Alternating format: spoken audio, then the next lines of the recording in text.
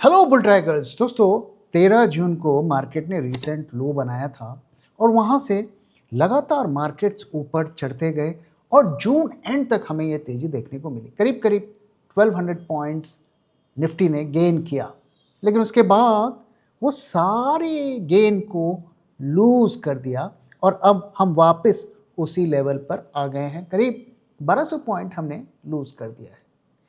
हम लगातार ये स्टैंड मेंटेन करते रहे आपके साथ कि ये जो रैली थी, ये फंसाने वाली रैली थी, ये रिटेल के लिए ही लाई गई थी, क्योंकि उससे पहले जब मार्केट्स गिर रहे थे तो रिटेल ने मार्केट में पार्टिसिपेट करना कम कर दिया था और वॉल्यूम और टर्नओवर काफ़ी कम हो गया था।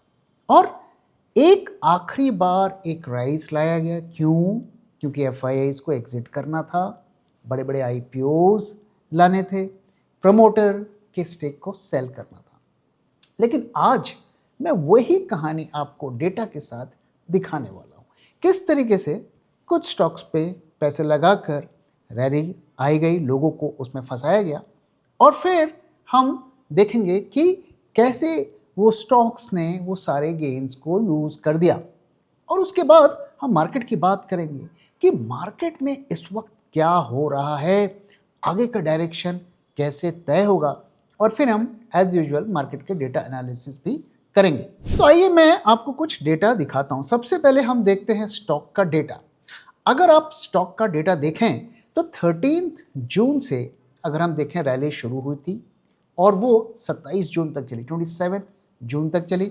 निफ्टी ने करीब 4.5% गेन किया, करीब 1164 पॉइंट्स गेन किया। इस दौरान अगर आप देखें तो कई स्टॉक्स ऐसे थे जिन्होंने 7, 8, 10, 12, 13% तक का गेन दिया और ऐसा एक माहौल बन गया कि ये मार्केट रुकने वाला नहीं है, वापस हम न्यू हाइज पे जा रहे हैं। और इसी दौरान कई लोग ने हमें भी मैसेजेस लिखे, कांटेक्ट किया और बोला कि मार्केट इतना जा रहा है, आपका व्यू चेंज क्यों नहीं हो रहा है, आपको व्यू चेंज करना चाहिए। और उनके टोन से ये हमें लग भी रहा था कि मार्केट इस वक्त बहुत ही खतरनाक टेरिटरी पर पहुंच गया है, क्योंकि जिस तरीके से इमोशंस चल रहे थे रिटेल के, स्पेशली जो फर्स्ट टाइम न्यू इन्वेस्टर्स हैं, वो ये हमें बता रहा था कि ये मार्केट तो टिकने वाला नहीं है। और उसके बाद लगभग वैसा ही हुआ। आप देखिए 27 जून के बाद से मार्केट गिरते हैं और अभी तक गिर रहे हैं। जितना गेन किया था उतना लूज भी कर लिया। अब आप अगर इंडिविजुअल स्टॉक्स को देखें जो उस टाइम पर चढ़े और उसके बाद जब मार्केट गिरना शुरू हुआ तो क्या हुआ, तो यहाँ पर मैं कुछ स्टॉक्स की लिस्ट लेकर आया हूँ। अब देखिए हिंदुस्तान पेट्रोलियम 13.66% रैली में अप रहे और फिर उसने पूरा लूज कर लिया। एमजीएल भी वही कहानी हमें देखने को मिल रही है, 12.5% ऊपर एंड देन डाउन। इसके बाद अगर आप देखिए इंडिगो, सेम स्टोरी, और बल्कि जितना चढ़ा उससे ज्यादा गिरा। भारतीय एयरटेल 10% चढ़ा, 6% गिरा। जियो फाइनेंस 10% चढ़ा, 10% गिरा। आरबीएल बैंक लगभग जितना चढ़ा वो सारा लूज कर लिया। आप देख सकते हैं तमाम स्टॉक्स यहाँ पर आपको दिखेंगे। आईजीएल, पॉलीकैब की हालत देखिए आप, 7% चढ़ा और करीब 20% गिर गया। तो ये सारे बड़े बड़े ब्लू चिप स्टॉक्स हैं और इनका इस्तेमाल करके रिटेल को फंसाया गया और फिर जैसे ही वो घुसे उसके बाद हमने देखा कि किस तरीके से मार्केट तो गिरा ही गिरा और इन स्टॉक्स ने जितना गेन किया था उतना तो लूज किया ही, कई दफे उससे ज्यादा भी किया। अब अगर आप देखें तो ज्यादातर जो स्टॉक्स थे, बड़े ब्लू चिप स्टॉक्स थे, उसमें हमें यही कहानी देखने को मिली। अगर आप मिड कैप वगैरह में जाएंगे तो वहां तो और हालत खराब है और कई स्टॉक्स जैसे टाटा मोटर्स, उन्होंने पिछली रैली पर भी खास परफॉर्म नहीं किया और इसमें भी गिरे। तो ये पूरा जो अगर स्टॉक का परफॉर्मेंस आप देखेंगे तो ये हमें बताएगा कि किस तरीके से रिटेल को पहले अट्रैक्ट किया जाता है, उनसे पैसे निकलवाए जाते हैं और उसके कॉस्ट पर फिर स्टॉक की डंपिंग होती है। और वो डंपिंग कौन करता है? हम जानते हैं पिछले दिनों प्रोमोटर्स की हेवी सेलिंग देखने को मिली। बड़ी बड़ी कंपनीज के प्रोमोटर्स ने एग्जिट किया, जिसमें भारती एयरटेल जैसी भी कंपनी थी, आईटीसी भी थी। और इसके बाद आप देखिए किस तरीके से बड़े बड़े आईपीओज आए, और इसी का फायदा उठाने के लिए बड़े बड़े आईपीओज भी लाए गए। करीब जुलाई के महीने में आप देखें तो 2025 के सबसे ज़्यादा आईपीओज हमें देखने को मिले। 13 आईपीओज देखने को मिले, जिनकी अगर हम टोटल वैल्यू देखें तो करीब 16 to 17,000 करोड़ की थी। तो ये पूरा एक सेटअप बनाया गया था ताकि रिटेल को माल डंप किया जाए और जिन्हें एग्जिट करना हो उसे एग्जिट दिया जाए, इंक्लूडिंग एफआईआईज। और जुलाई के महीने में ही दिसंबर 2024 के बाद हाईएस्ट डीमैट अकाउंट ओपन हुए। करीब 30 लाख डीमैट अकाउंट्स ओपन हुए और टोटल डीमैट अकाउंट जो है ऑल टाइम हाई पहुंच गए, करीब 20 करोड़ के आसपास। तो आप देख सकते हैं कि फॉर्मूला बड़ा सिंपल है। मार्केट को चढ़ाओ, रिटेल आएगा, रिटेल को माल डंप करो और निकल लो, और रिटेल को फंसने दो। रिटेल तो फंसने के लिए ही होता है। और जहां तक सिप्स की बात करें तो जुलाई के महीने में हाईएस्ट सिप का हमें कलेक्शन देखने को मिला, करीब 26,000 करोड़, जो कि ऑल टाइम हाई है। अब प्रश्न ये उठता है कि क्या ये करेक्शन कंटिन्यू रहेगा। इस वक्त अगर आप देखिए तो हमारे फंडामेंटल्स में कोई बदलाव नहीं है। मैं लगातार आपके साथ शेयर भी कर रहा हूँ कि चाहे जीडीपी हो, चाहे कंपनी की परफॉर्मेंस हो, हमें वहाँ पर कोई पॉजिटिव ड्रामेटिक इम्प्रूवमेंट नहीं दिख रहा है अगले कुछ क्वार्टर्स तक। लेकिन अगर यहीं तक कहानी रहती कि ठीक है इतने ही फंडामेंटल्स पे हम सरवाइव कर लेंगे, तो भी मार्केट शायद संभल जाते, थोड़ा वेट कर लेते। लेकिन सिचुएशन बिगड़ती हुई क्यों दिख रही है कि जिस तरीके का माहौल इस वक्त बन रहा है ड्यू टू टैरिफ्स, उसकी वजह से मार्केट्स चिंता में है। खास करके एफआईआईज जो है इसको लेकर बहुत ज़्यादा चिंतित हैं। जून 2024 को अगर आप निफ्टी में पैसे लगाते तो आज आपके रिटर्न्स बनते सिर्फ 6.5%, और अगर आप बुल ट्रैक 2024 पोर्टफोलियो में पैसे लगाते तो आज आपको दुगने से भी ज्यादा रिटर्न मिलता। और गौर करने वाली बात यह है कि पिछले दिनों जो मार्केट में हमें ब्लड बाथ देखने को मिला, उस ब्लड बाथ में भी हमारे पोर्टफोलियो ने लगातार पॉजिटिव रिटर्न्स दिखाए। और ये कोई तुक्का नहीं है, क्योंकि ऐसे ही शानदार रिटर्न्स हमने अपने 2021 पोर्टफोलियो में भी अपने सब्सक्राइबर्स को दिए थे। 2021 के पोर्टफोलियो में 21 में से 7 स्टॉक्स ने 100% से भी ज़्यादा पीक रिटर्न्स दिए और 15 स्टॉक्स ने 50% से भी ज़्यादा रिटर्न्स दिए। और कई स्टॉक्स जैसे कि भेल and Cochin shipyards multi bagger साबित हुए। तो आखिर हम ऐसा कैसे कर पाए? Being a SEBI registered RA, I can tell you, सिर्फ फंडामेंटली स्ट्रॉन्ग स्टॉक को सिलेक्ट करने से ही आपका पोर्टफोलियो ग्रीन में रहेगा, ऐसा जरूरी नहीं। उसके साथ टेक्निकल, क्वांटिटेटिव और डेटा एनालिसिस भी जरूरी होती है। सबसे जरूरी है कि आप स्टॉक को किस प्राइस पर खरीद रहे हैं, और इसीलिए हर स्टॉक को जो हम बुल ट्रैक पोर्टफोलियो में ऐड करते हैं उसे गुजरना पड़ता है bull track in house research के 10 स्ट्रिंजेंट क्राइटेरिया से, ताकि आपको मिले एक शानदार स्टॉक एक शानदार प्राइस में। तो देर किस बात की, आज ही सब्सक्राइब करिए बुल ट्रैक पोर्टफोलियो को हमारी वेबसाइट bulltrack.in को विजिट करके, या स्क्रीन पे दिए हुए नंबर से हमसे कांटेक्ट करिए। Investment in securities market are subject to market risks. Read all the related documents carefully before investing. अब अगर हम आगे की बात करें कि आगे की रिस्क क्या है, तो उसकी एक एक करके बात करते हैं।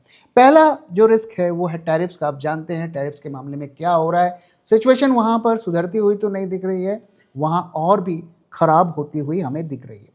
अभी जो recent statement US treasury secretary ने दिया है, स्कॉट बेसेंट, उन्होंने कहा है कि India has been bit recalcitrant, यानी कि उनके हिसाब से इंडिया जो है हमारी बात नहीं मान रहा है, हमारी आज्ञा को फॉलो नहीं कर रहा है, जैसे वो राजा हूँ। तो इस तरीके की बातें हो रही, तरह तरीके से प्रेशर डालने की बात हो रही है।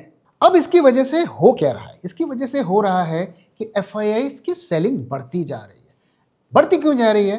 क्योंकि FIIs को लग रहा है कि China is better than India. देखिए, जब भी FII का पैसा आता है तो वो एक इमर्जिंग फंड के ब्रैकेट के अंतर्गत आता है और इमर्जिंग मार्केट में सारी कंट्रीज आती हैं और इंडिया से बेटर इस वक्त उनको चाइना लग रहा है। मैं ये कोई मनगढ़ंत बातें नहीं कर रहा हूँ। बैंक ऑफ अमेरिका ने रिसेंटली फॉरेन फंड मैनेजर्स का एक सर्वे किया और उनसे पूछा कि कौन सा कंट्री आपके लिए सबसे ज़्यादा फेवरेबल है। 3 महीने पहले भी उन्होंने इसी तरीके का सर्वे किया था और उनका व्यू था इंडिया इज़ मोस्ट फेवर्ड। लेकिन 3 महीने में ही अब व्यू बदल गया है। अब इंडिया का रैंकिंग काफ़ी नीचे आ गया है, शायद थाईलैंड से थोड़ा ऊपर होगा और चाइना उसका मोस्ट फेवर्ड हो गया। इसीलिए अगर आप देखेंगे ना, चाइना के मार्केट्स में हमें इतनी तेज़ी देखने को मिल रही है और इंडिया के मार्केट्स में हमें डाउन देखने को मिल रहा है। तो जब तक ये टैरिफ का जो डर है वो नहीं हटेगा FIIs के दिमाग से, तब तक ये सेलिंग जारी रहेगी, सिचुएशन इंप्रूव नहीं होगी और सिचुएशन और भी वर्स हो सकती है। अब एक और इशू जो इससे कनेक्टेड है, हम जानते हैं दोस्तों, एक बहुत बड़ा ग्रुप है, उनके ऊपर लीगल नोटिस आया, US से फ्रेश समन्स इशू हुए हैं और उन्हें US कोर्ट्स में पेश होने के लिए कहा गया है। ओके, अब ये आप शायद जो ज़्यादा एक्सपीरियंस लोग नहीं है वो शायद सोच रहे होंगे कि दूसरा देश का कोई कंट्री हमारे नागरिक को कैसे समझ दे सकता है। तो इंडिया एक एग्रीमेंट का सिग्नेटरी है जहाँ पर ये एग्रीमेंट है कि अगर आपके देश में किसी के ऊपर केस चलेगा तो आप हमारे देश के सिटीज़न को भी वहाँ पर बुला सकते हैं। तो उन्होंने फ्रेश समन्स इशू किए गए और इसे हमें ऐसे एक प्रेशर टैक्टिक्स भी देख सकते हैं ताकि आप हमारी बात मानिए, नहीं तो हम कुछ एक्शन ले लेंगे आपके सिटीज़न के ऊपर। अब ये सिचुएशन अगर आप देखें तो इससे मार्केट का क्या लेना देना है? तो इससे मार्केट का ये लेना देना है कि ये कहानी की ऊपरी परत है, इसके नीचे और भी कहानी है और वो शायद ये सही फोरम नहीं है उसको डिस्कस करने के लिए, और इसके चपेटे में कई और लोग भी आ सकते हैं और उसका अगर हम कितने लोग इसके अंदर आ सकते हैं, इस प्रॉब्लम के अंदर आ सकते हैं, तो मैं कहूँगा डबल डिजिट निफ्टी का वेटेज इससे इम्पैक्टेड हो सकता है। तो ये भी मार्केट को फेयर है कि इस डायरेक्शन पे क्या होता है और अगर कुछ होता है तो वो मार्केट्स में कुछ स्टॉक्स के ऊपर, बड़े स्टॉक्स के ऊपर अच्छा खासा इम्पैक्ट करेगा। अब इसके अलावा जो तीसरा रिस्क इमर्ज हो रहा है वो क्या है? वो ये है कि हमारा IT सेक्टर ये अभी तक टैरिफ से अछूता है, लेकिन आप अगर देखें तो IT सेक्टर में हमें लगातार गिरावट देखने को मिल रही है। TCS जैसा दिग्गज स्टॉक भी 4200 से 3000 के लेवल के आसपास चला गया है। अब आप ये कह सकते हैं कि ठीक है, इकोनॉमी की प्रॉब्लम है, US में कॉन्ट्रैक्ट रिन्यू नहीं हो रहे हैं, AI आ रहा है, लेकिन ये नया फैक्टर नहीं है, ये फैक्टर तो पिछले साल से नोन था। फिर अब इतनी गिरावट क्यों शुरू हो गई है? उसका कनेक्शन भी टैरिफ से है। कैसे है? देखिए, हम जानते हैं कि हमारी जो IT सर्विसेज कंपनी है वो US में धंधा करती हैं, यहाँ से लोग ट्रैवल करते हैं, वहाँ जाकर काम करते हैं, यहाँ की सैलरीज कम होती हैं, वहाँ की सैलरीज ज़्यादा होती हैं। और ट्रम्प अब इस पे भी उसने रिस्ट्रिक्शंस लगानी शुरू कर दिए हैं, जो कि ज़्यादा पब्लिकली बहुत ज़्यादा उसके बारे में बात नहीं हो रही है। तो हम जानते हैं कि जो H1B वीज़ास लगते हैं उसको यूज़ करके हमारे प्रोफेशनल्स ट्रैवल करते हैं और वहाँ पे लॉन्ग टर्म काम करते हैं। ओके, अब H1B इसका अगर आप डेटा देखेंगे तो उसमें अब गिरावट होती हुई दिख रही है और आसानी से नए वीज़ास नहीं दिए जा रहे हैं। अगर हम 2025 तक का डेटा देखें उसमें हमें फॉल होता हुआ दिख रहा है और मैंने पर्सनली कई लोगों से बात भी की है, वीज़ाज आसानी से नहीं मिल रहे हैं। इवन जो पेरेंट्स वगैरह ट्रैवल करते हैं अपने बच्चों से मिलने, उनको भी आसानी से नहीं दिया जा रहा है, कई डिपोर्टेशन के केसेस भी हैं। ओके, तो अगर H1B वीज़ा, L1B वीज़ास को डिफ़िकल्ट किया जाएगा तो डेफिनेटली आईटी सर्विसेज कंपनीज पर इसका इम्पैक्ट पड़ेगा, उनके मार्जिन्स पर इम्पैक्ट पड़ेगा, उनके बिजनेस पर इम्पैक्ट पड़ेगा। और ट्रम्प भी अच्छी तरीके से जानते हैं कि आईटी सर्विसेज कंपनी हमारे लिए बहुत इम्पॉर्टेंट है और अगर वहाँ पे जॉब लॉसेस होती हैं तो वंस अगेन ये हमारी इकॉनमी को भी इम्पैक्ट करेगा। और सबसे बड़ा उसका इम्पैक्ट क्या होगा? क्या आप जानते हैं कि कितना रेमिटेंस फॉरेन में जो हमारे देश के लोग हैं जो वहाँ पर काम करते हैं, रात दिन मेहनत करते हैं और वो कितना पैसा इंडिया में भेजते हैं? आपको इसका अंदाज़ा अगर हो तो 9.5 लाख करोड़ रुपीस हर साल आते हैं और यूएसए का इसमें सबसे बड़ा शेयर होता है। तो वो सारा पैसा जो हमारे इकॉनमी पर आता है, जिस पैसे का इस्तेमाल करके कार्स, घर और रोज़मर्रा की जो चीज़ें खरीदी जाती हैं, उसका इम्पैक्ट भी हमें इवैल्यूएट करना पड़ेगा, तो उन कंपनीज़ के परफॉर्मेंस पर भी पड़ेगा। तो ओवरऑल आने वाले दिनों में अगर आप देखें तो रिस्क काफ़ी बढ़ गए हैं और ये रिस्क हमारे मार्केट को काफ़ी ज़्यादा इम्पैक्ट कर सकते हैं और कर भी रहे हैं। ऐसे में होप क्या है?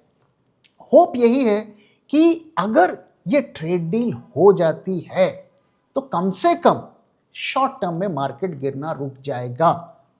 अल्टीमेटली अगर मार्केट को ऊपर जाना है तो हमारी इकॉनमी, हमारे मार्केट्स, हमारे कंपनीज को अच्छा परफॉर्म करना है।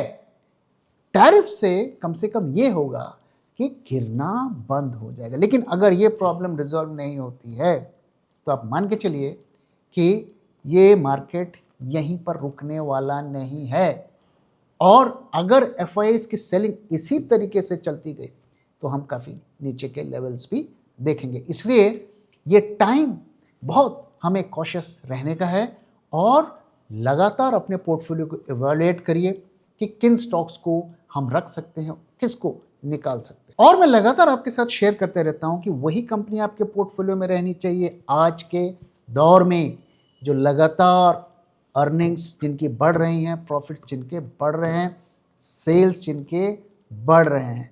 अगर उसमें डिप आ रहा है, मेजर डिप आ रहा है या वो प्रॉफिट नहीं कमा रही हैं तो वो स्टॉक आपको आगे बहुत पेन देगा। अब आइए दोस्तों आज के मार्केट की बात कर लेते हैं। तो कल के दिन हमने आपके साथ शेयर किया था कि हमें भले ही रैली देखने को मिले और हमने कहा भी था कि हाईली लाइकली आज मार्केट्स गैप अप खुलेंगे, ग्रीन भी हमें देखने को मिल सकता है और हमने आपसे क्लियर कट कहा था रैली आएगी भी तो हमें लॉन्ग नहीं जाना है और शॉर्ट का लेवल भी हमने आपके साथ शेयर किया था कि किसके नीचे हमें शेयर करना है। तो आइए आज क्विकली आज का डेटा भी देख लेते हैं। तो आज हमें क्या देखने को मिला मार्केट में? तो 14 अगस्त को आज निफ्टी करीब 10-12 पॉइंट अप रहा। ड्यूरिंग द डे ये 100 पॉइंट से ज़्यादा अप था, लेकिन नेट आज इसकी क्लोजिंग 12 पॉइंट्स ऊपर हुई और डेटा में बहुत ज़्यादा आज के दिन बदलाव नहीं है। अगर आप देखिए तो कॉल आईवी में डिप आया है, पुट आईवी में हल्का सा राइज देखने को मिला है, पीसीआर में 1 सेकेंड ड्रॉप देखने को मिला है। तो हम लगातार देख रहे हैं कि पुट कॉल रेशियो जब भी चढ़ता है नेक्स्ट डे ही हमें ड्रॉप देखने को मिलता है क्योंकि market sell on rise mood में है। विक्स में भी हल्का हमें बढ़त देखने को मिला। इनफैक्ट एक हफ्ते के हम सबसे ऊपर, इनफैक्ट अगर आप देखें पूरे महीने में ही हम देख रहे हैं विक्स बहुत धीरे धीरे धीरे धीरे ऊपर जा रहा है, जो इंडिकेट कर रहा है कि कोई बड़ी सेलिंग या बड़ी बाइंग तो नहीं होने वाली है, बड़ा मूवमेंट नहीं होने वाला है, लेकिन मार्केट इसी तरीके से धीरे धीरे चलेगा और आपको तड़पाएगा। अगर हम निफ्टी फ्यूचर्स का डेटा देखें तो क्या देखने को मिल रहा है? ज़्यादा एडिशंस नहीं हुए हैं। ओके, ये डेटा आज का अगर मैं देखूं तो ये शॉर्ट पोजीशन से ऐड हुई हैं, लेकिन 440 स्टॉक्स ही शॉर्ट्स ऐड हुए हैं, बहुत ज़्यादा नहीं हुए हैं। तो ये क्यों हुआ है इसकी हम थोड़ी देर में बात करेंगे। और नेक्स्ट मंथ में भी अगर आप देखें वहाँ पर भी माइनर शॉर्ट्स ऐड हुए हैं। तो आज के दिन अगर हम दोनों महीनों को मिला लें तो करीब 800 कॉन्ट्रैक्ट्स के आसपास ऐड हुए हैं। लेकिन अगर आप प्रीमियम को देखिए तो वहाँ पर ड्रॉप देखने को मिला है, ज़बरदस्त ड्रॉप देखने को मिला है। तो ये तो क्लियर है कि शॉर्ट्स तो आज हुए हैं, ऐड हुए हैं, लेकिन प्रीमियम में बहुत ज़्यादा ड्रॉप हमें देखने को मिला है, बेरिश सेंटीमेंट इंडिकेट कर रहा है। और टर्नओवर भी मैं इसे लोअर एंड में कहूँगा क्योंकि 83,000 करोड़ का यहाँ पर हमें देखने को मिला है जो कि एवरेज से कम है। तो इसका कंक्लूजन क्या है?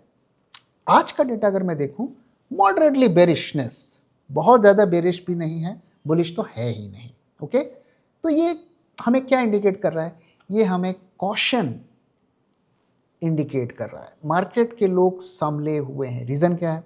रीज़न ये है कि पुतिन के साथ मीटिंग होने वाली है ट्रम्प की, और मार्केट वेट कर रहा है कि कहीं वहाँ कोई ब्रेक थ्रू निकल जाए, हमें रशियन ऑयल खरीदने की इजाज़त मिल जाए, तो शायद शॉर्ट टर्म में एक हमें बाउंस देखने को मिलेगा।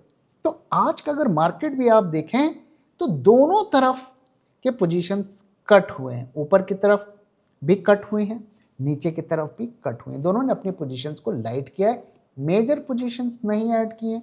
एक तो लॉन्ग वीकेंड भी है।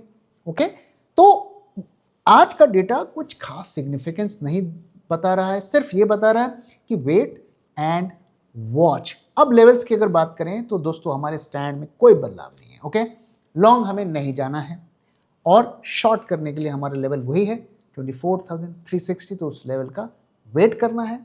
और अगर कोई लेवल में बदलाव होगा तो आगे वीडियो में मैं आपके साथ शेयर करूंगा। तो दोस्तों इसी के साथ इस वीडियो को यहाँ पे खत्म कर रहा हूँ। वीडियो कैसा लगा जरूर बताइएगा और अपना फीडबैक भी शेयर करना मत भूलिए। Thank you very much for watching and thank you for your